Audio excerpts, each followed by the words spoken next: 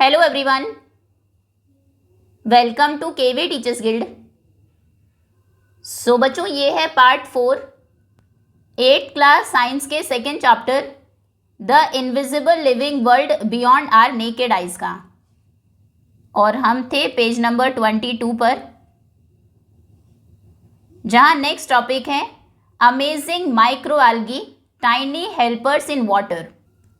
तो ये टॉपिक है माइक्रो एल्गी के बारे में, जो कि पानी के अंदर होते हैं और नेचर को हेल्प करते हैं। टाइनी यानी कि बहुत छोटे होते हैं। So micro algae are microscopic plant like organisms. Plant के जैसे दिखाई देते हैं, माइक्रोस्कोपिक यानी कि माइक्रोस्कोप से आप इनको देख पाते हैं। That live in water, soil, air and even on trees. ये आपको जनरली पानी पर मिलते हैं, लेकिन सॉइल के ऊपर, हवा में, इवन ट्रीज पर भी मिल सकते हैं। देखो, पानी के अलावा ये सॉइल पर भी मिलेंगे और ट्रीज, पेड़ों के ऊपर भी मिल सकते हैं। ये ग्रीन सब्सटेंस आप देख रहे हैं, ये माइक्रो एल्गी है। They make their own food using sunlight. जैसे प्लांट सनलाइट को यूज करके उनका फूड खुद प्रिपेयर करते हैं फोटोसिंथेसिस से, वैसे ही माइक्रो एल्गी भी फोटोसिंथेसिस करके अपना फूड खुद बनाते हैं। नाउ व्हाइल डूइंग दिस, जब वो फूड प्रिपेयर कर रहे होते हैं, they also release oxygen and produce more than half of the earth's oxygen supply। जैसे प्लांट्स ऑक्सीजन रिलीज करते हैं फोटोसिंथेसिस के प्रोसेस में, वैसे ही एल्गी भी फोटोसिंथेसिस करते हैं और ऑक्सीजन को रिलीज करते हैं। और आपको जानकर हैरानी होगी कि अर्थ के ऊपर आधे से ज़्यादा ऑक्सीजन सप्लाई माइक्रो एल्गी ही करते हैं। They are rich in nutrients, बहुत सारे न्यूट्रिएंट्स भी होते हैं उनमें, and serve as a food source for many aquatic animals. जब वो पानी के ऊपर होते हैं तो बहुत सारे जो सी एनिमल्स हैं, एक्वेटिक एनिमल्स जो पानी के अंदर है, वो इनको खाते भी है। ये उनके लिए एक फूड सोर्स भी है। Some like spirulina, then chlorella and diatoms are also used by humans as health supplements and medicines. ये इंपॉर्टेंट है। कुछ माइक्रो एल्गी को हम एज हेल्थ सप्लीमेंट्स या फिर एज मेडिसिन यूज़ करते हैं, जिसमें देखो सबसे पहले है ये स्पिरुलिना। ये देखिए, supports energy, immunity and detox. दूसरा है क्लोरेला, और स्पिरुलिना में 62% तक प्रोटीन होता है। प्रोटीन का भी एक रिच सोर्स है ये है क्लोरेला, नहीं ये डाइटम्स हैं। अच्छा देखो, इस तरह से आता है। क्लोरेला पाउडर आता है, पाउडर फॉर्म में ये मिलेंगे। Detoxifying fresh water algae, detoxify करने के काम आता है, और ये विटामिन B12 का एक नेचुरल सोर्स भी होता है। फिर है डाइटम्स, इस तरह का दिखता है डाइटम्स। ये मेडिसिन है, एज एंटीबायोटिक्स भी यूज़ होती हैं, और इवन कैंसर ट्रीटमेंट में भी डाइटम्स को यूज़ किया जाता है। ओके, इतना डिटेल में आपको नहीं वो करना है कि किससे कौन सा न्यूट्रिएंट हमें मिलता है या फिर क्या यूज़ है। ये सिर्फ रेफरेंस के लिए हमने दिखाए हैं, लेकिन ये तीनों के नाम आपको ज़रूर याद होने चाहिए। First is spirulina, then chlorella and diatoms. Okay, इन ये तीनों माइक्रो एल्गी है जिनको एज हेल्थ सप्लीमेंट और एज मेडिसिन यूज़ किया जाता है। Then micro algae also help in cleaning water. बहुत सारे यूजेस हैं इस पैसेज में माइक्रो एल्गी के। ये पानी को साफ करने में भी हेल्प करती हैं, and also use to make biofuel. Biofuel होता है fuel made from living things, तो इनसे बायोफ्यूल भी बनाया जाता है। ओके, इनसे फ्यूल भी बनता है। However pollution, climate change and habitat destruction are threatening micro algal diversity and abundance. पहले माइक्रो एल्गी में बहुत सारी डाइवर्सिटी थी, अलग अलग तरह की माइक्रो एल्गी मिलती थी, जैसे 3 एग्जाम्पल्स हमने देखे भी, और अबंडेंस यानी कि ये बहुत ज़्यादा मात्रा में भी थी। लेकिन अभी पोल्यूशन की वजह से, क्लाइमेट में जो चेंजेस हो रहे हैं, गर्मी बहुत ज़्यादा बढ़ गई है, ग्लोबल वार्मिंग हो रही है, उसकी वजह से, और जहाँ पर माइक्रो एल्गी ग्रो करती थी उनका हैबिटेट, वो उसके डिस्ट्रक्शन की वजह से, उसके विनाश की वजह से इनकी डाइवर्सिटी और अबंडेंस कम हो रही है। It is important to conserve these tiny organisms. इन छोटे ऑर्गेनिजम्स को प्रोटेक्ट करना, कंजर्व करना बहुत ज़रूरी है, जिससे कि एनवायरनमेंट को प्रोटेक्ट किया जा सके और अर्थ के ऊपर जो ऑक्सीजन का बैलेंस है उसको मेंटेन किया जा सके। ओके, तो माइक्रो आल्गी के क्या फंक्शंस है, किस तरह से हमारे लिए वो यूज़फुल है। सबसे पहले तो अर्थ के ऊपर जो ऑक्सीजन सप्लाई है उसमें से आधे से ज़्यादा माइक्रो आल्गी प्रोड्यूस करती हैं। फिर इनमें बहुत सारे न्यूट्रिएंट्स भी होते हैं, एक्वेटिक एनिमल्स का फूड सोर्स भी है ये। बहुत सारी ऐसे माइक्रो आल्गी है जो एज हेल्थ सप्लीमेंट या मेडिसिन यूज़ की जाती हैं। ये वाटर क्लीनिंग में भी हेल्प करती है और बायोफ्यूल में भी को बनाने में भी हेल्पफुल है, यूज़ की जाती हैं। ओके, उसके बाद इनके बारे में फैक्ट्स है कि ये फोटोसिंथेसिस करके अपना फूड खुद बनाती हैं और उस प्रोसेस में ऑक्सीजन रिलीज करती हैं। नेक्स्ट, एवर हर्ड ऑफ, क्या आपने कभी सुना है? स्पिरुलिना अ माइक्रो आल्गा, आल्गा सिंगुलर होता है, आल्गी इसका प्लूरल होता है। तो स्पिरुलिना जो कि एक माइक्रो आल्गा है इज कॉल्ड सुपर फूड, उसको हम सुपर फूड कहते हैं because of its health benefits, उसके हेल्थ बेनिफिट्स की वजह से। अभी पिक्चर में भी हमने देखा था, देखो ये है spirulina, spirulina tablets. Spirulina is also a good source of vitamin B12, इनके अंदर विटामिन B12 भी होता है जो बहुत ज़रूरी है हमारी बॉडी के लिए। ये प्रोटीन में भी रिच होती है। More than 60% of its body weight, जितना भी बॉडी वेट है उसका, उसमें 60% से ज़्यादा आपको प्रोटीन मिलेगा। जैसे यहाँ पर इस पैक के ऊपर लिखा है 62% प्रोटीन है इसमें। And only a small amount of fat and sugar, और बहुत कम अमाउंट में उसमें फैट और शुगर होती है। नाउअडेज, आजकल farming of spirulina is becoming a feasible livelihood opportunity, बहुत अच्छी अपॉर्चुनिटी है। आप स्पिरुलिना ग्रो करके, उगाकर, उसकी खेती करके अपना गुजारा कर सकते हैं, जीवन यापन कर सकते हैं। You can grow spirulina easily by following these steps, in steps को फॉलो करके आप स्पिरुलिना को ग्रो कर सकते हैं। सबसे पहले क्लियर साफ ग्लास का, कांच का टैंक लेंगे, उसको एक in a bright place away from direct sunlight, सीधी सूरज की किरणें उस पर ना पड़े लेकिन ब्राइट प्लेस हो, वहाँ पर रखेंगे। कवर कर देंगे टैंक को एक शेड नेट से, इस तरह से। Keep the tank at a place with moderate temperature condition, temperature बहुत ज़्यादा या बहुत कम भी नहीं होना चाहिए, बहुत ज़्यादा ठंड या बहुत गर्मी ना हो, मॉडरेट टेम्परेचर कंडीशन में उसको रखेंगे। टैंक को फिल करेंगे पॉन्ड वाटर से, तालाब के पानी से उसको भरना है। फिर स्पिरुलिना कलेक्ट करेंगे, लिविंग स्पिरुलिना जो जिंदा हो, जैसे प्लांट को उगाकर आप डालते हैं बिल्कुल वैसे ही, एक जगह से उखाड़ कर दूसरी जगह मिट्टी में लगाते हैं, वैसे ही करना है आपको। पानी के ऊपर से कलेक्ट कर लेनी है या पेड़ के ऊपर मिट्टी में भी आपको मिल जाएगी। एक पॉन्ड से कलेक्ट कर लीजिए स्पिरुलिना। स्टिर करिए the growing spirulina twice a week, 2 बार हफ्ते में उसको स्टिर करना है, अच्छे से घुमाना है। 3 से 6 हफ्ते के बाद स्पिरुलिना में be harvested from the tank, tank से आप उसको हार्वेस्ट कर सकते हैं। Bye filtering it through a fine cloth, एक बिल्कुल पतला सा कपड़ा लेंगे, ये पानी उसमें डालेंगे तो कपड़े के ऊपर स्पिरुलिना आपको मिल जाएगा और नीचे जो पानी है वो नीचे आ जाएगा। ओके, तो इस तरह से स्पिरुलिना आपको मिल जाएगी। Conservation of micro algae is a good practice for ensuring food security, micro algae को कंजर्व करके रखना, हमें बचाना है कि कहीं ये खत्म ना हो जाए। ये बहुत अच्छी प्रैक्टिस है जिससे कि हम फूड सिक्योरिटी को इंश्योर कर सकते हैं, कि इन फ्यूचर भी हमें खाना मिलता रहे। Food security and livelihood development. Okay, चलिए आगे आते हैं। ये हमने पढ़ा माइक्रो आल्गी के बारे में।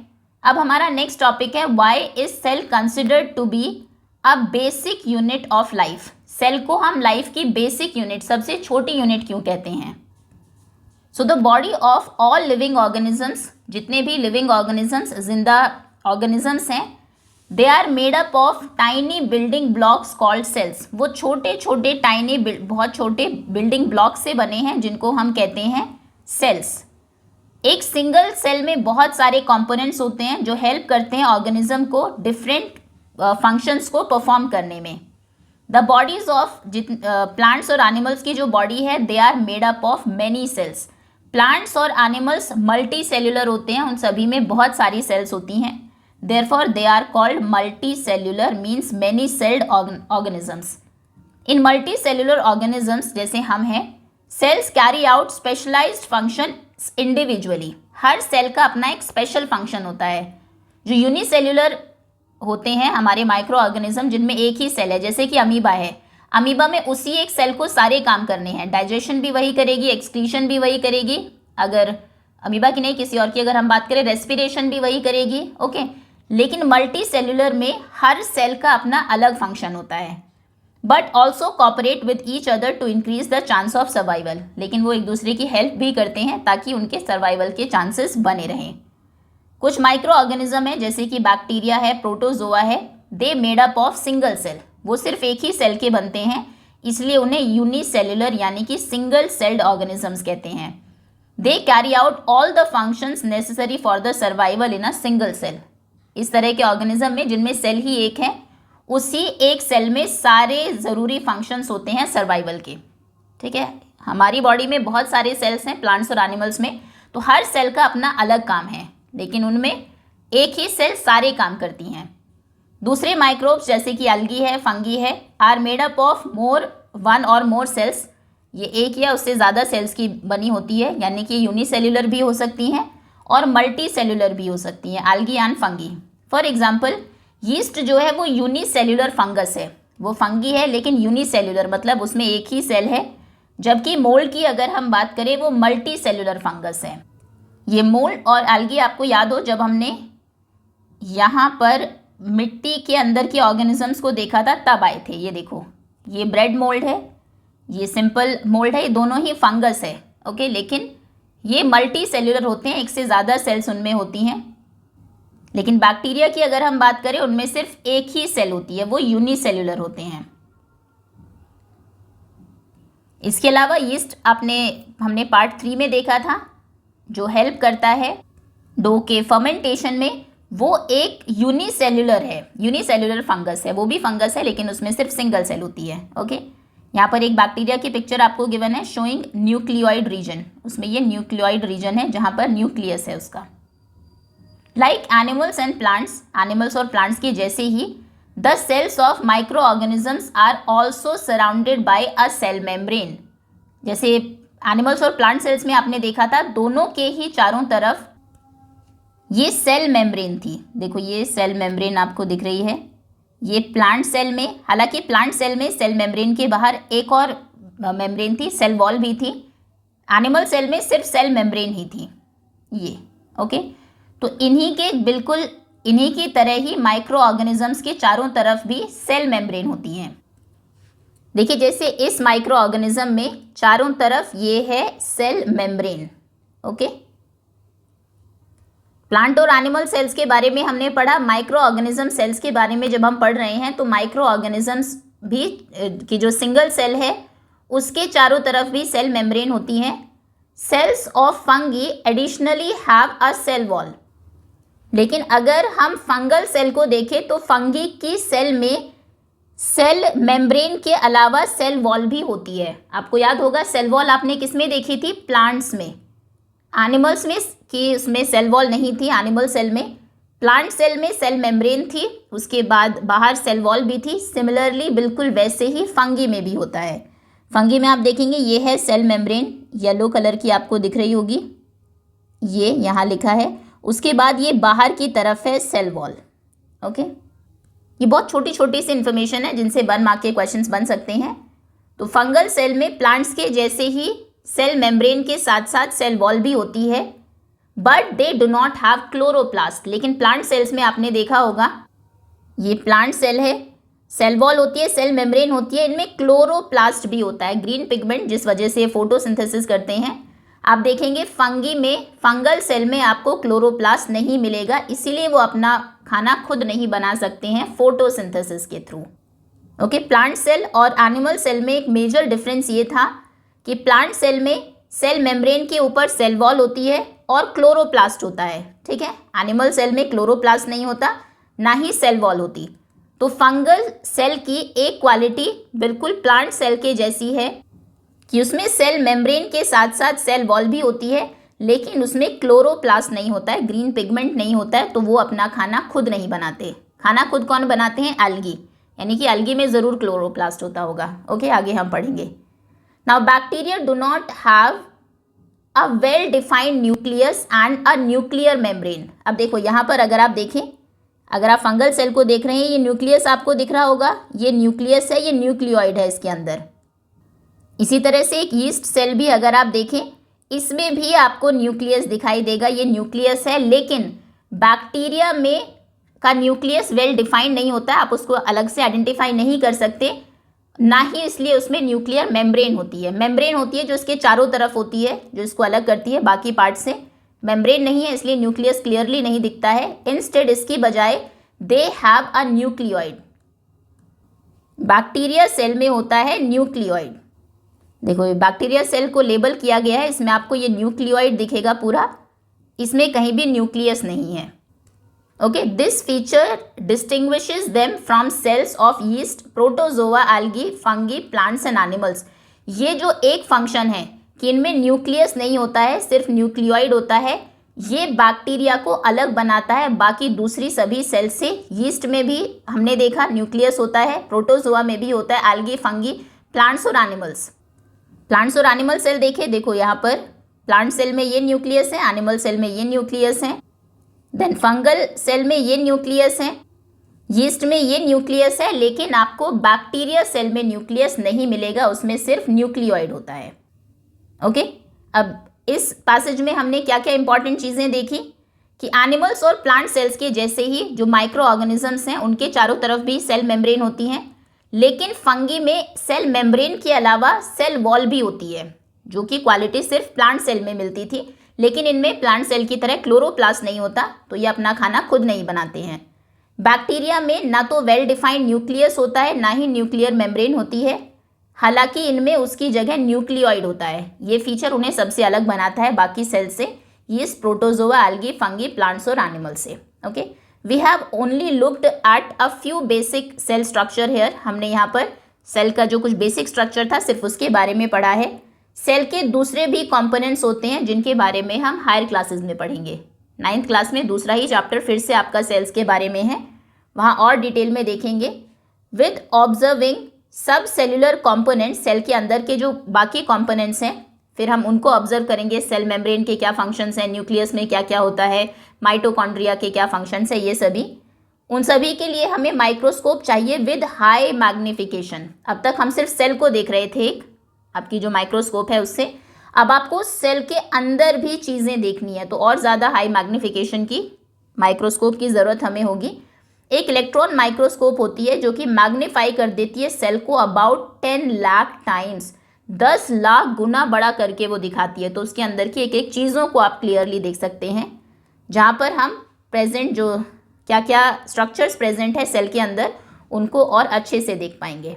बाय नाउ अभी तक आप समझ गए होंगे कि जितने भी लिविंग बींग्स हैं, भले ही वो माइक्रो ऑर्गेनिजम्स हो, वो सभी एक या फिर एक से ज़्यादा सेल्स के बने हैं। सेल्स अलग अलग होती है, उनका डिफरेंट साइज होता है, शेप सब अलग होती है, स्ट्रक्चर अलग होता है। प्लांट और एनिमल सेल्स में भी कुछ डिफरेंसेस हैं, उन्हें समझना, उन डिफरेंसेस को समझने से हमें हेल्प मिलती है ये समझने में कि ये कैसे ऑर्गेनिजम्स डिफरेंटली परफॉर्म करते हैं। जैसे कि प्लांट सेल में क्लोरोप्लास्ट होता है, इसीलिए वो फोटोसिंथेसिस कर पाते हैं। एनिमल सेल्स में क्लोरोप्लास्ट नहीं होता तो वो फोटोसिंथेसिस नहीं कर सकते हैं। इस चैप्टर में हमने सीखा about the beneficial micro organisms, कौन से माइक्रो ऑर्गेनिजम्स हमारे लिए हेल्पफुल है। कुछ वाटर को क्लीन करते हैं, कुछ फूड प्रिपरेशन में हेल्प करते हैं, कुछ से मेडिसिन बनती है। हालांकि कुछ ऐसे माइक्रोब्स भी हैं जिनसे प्लांट्स और एनिमल्स में डिजीजेस, बीमारियां भी होती हैं, इंक्लूडिंग ह्यूमंस में भी। हम इनके बारे में जो डिजीजेज होती है माइक्रोब से, उनके बारे में नेक्स्ट चैप्टर में पढ़ेंगे। ओके, एक बार स्नैपशॉट शॉर्ट में देख लेते हैं क्या हमने पढ़ा अभी तक इस चैप्टर में। सबसे पहले micro organism small size organisms हैं जो आपको अनएडेड आई, बिना किसी एड के अगर नॉर्मल आंखों से आप देखेंगे तो वो दिखाई नहीं देंगे। वो सभी तरह के एनवायरनमेंट में रह सकते हैं, इवन हमारी बॉडीज़ के अंदर, प्लांट्स और एनिमल्स की बॉडीज़ के अंदर भी रह सकते हैं। वो या तो यूनिसेल्युलर होते हैं, सिंगल सेल उनमें होती है, या फिर मल्टी सेल्युलर, बहुत सारी सेल्स होती हैं। बैक्टीरिया और प्रोटोजोआंस ये यूनिसेल्युलर है, फंगी यूनिसेल्युलर भी हो सकती है, मल्टी सेल्युलर भी हो सकती है, जबकि प्लांट्स और एनिमल्स मल्टी सेल्युलर होते हैं। Cell is the basic unit of life, life की सबसे बेसिक यूनिट, सबसे छोटी यूनिट है सेल। जो बॉडी है लिविंग ऑर्गेनिजम्स की वो सेल से बनी है। सेल्स में बहुत सारे कंपोनेंट्स होते हैं जो ऑर्गेनिजम्स को हेल्प करते हैं उनके डिफरेंट फंक्शंस को परफॉर्म करने में, और सर्वाइव करने में। एक टिपिकल सेल के चारों तरफ सेल मेम्ब्रेन होती है जो साइटोप्लाज्म से सेल भरी होती है और उसके अंदर न्यूक्लियस भी होता है। न्यूक्लियस होगा, साइटोप्लाज्म होगा, चारों तरफ सेल मेम्ब्रेन होगी। प्लांट, फंगल और बैक्टीरिया सेल में एक एक्स्ट्रा कवरिंग होती है जिसको हम सेल वॉल कहते हैं और ये सेल मेम्ब्रेन के चारों तरफ होती है। फिर लास्ट में हमने देखा बैक्टीरिया में वेल डिफाइंड न्यूक्लियस नहीं होता है। सेल्स शेप और साइज में अलग अलग होती हैं। जो शेप है वो रिलेटेड होता है उनके फंक्शन से, क्या फंक्शंस उनको परफॉर्म करने हैं उसी के अकॉर्डिंग सेल के डिफरेंट शेप्स और साइज होते हैं। बैक्टीरिया, फंगी, प्रोटोजोआ ये डिफरेंट तरह के ऑर्गेनिजम्स हैं। वायरस भी एक बहुत छोटे होते हैं साइज में, बट दे आर लेकिन वो बाकी माइक्रो ऑर्गेनिज्म से अलग है क्योंकि वो सिर्फ होस्ट ऑर्गेनिज्म, किसी लिविंग ऑर्गेनिज्म के अंदर ही रह सकते हैं, ऐसे इंडिपेंडेंट बाहर नहीं रह सकते। माइक्रो ऑर्गेनिजम्स बेनिफिशियल भी होते हैं, हार्मफुल भी होते हैं, नुकसान भी होते हैं, उनके फायदे भी होते हैं।